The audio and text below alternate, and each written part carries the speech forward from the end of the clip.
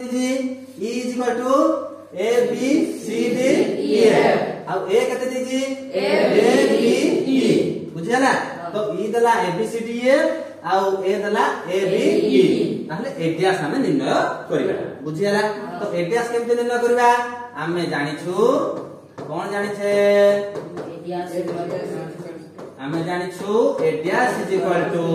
E minus A बुझियाला तो A dash is equal to बा complement of A is equal to E minus A तो ताहले E रो मूल्य उडा केते देजी बा सेटटा केते A B C D E F बुझियाला A केते देजी A B बुझि पाइलो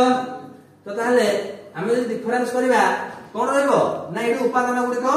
जो गुडा समान अछि कटि जिवो जो गुडा समान नै से गुडा रहि जिवो बुझिया ना ए सेट ई सेट रो उपादान ए सेट रे नथिबा कथा को गुडा हिंती बाहरबो C D F बुझिया ना तो ताले एडियास रो मूल्य केते है ना C D F एटा हो हमरो आंसर एटा लिखि दबो C D F बुझि पाइलो बुझियाला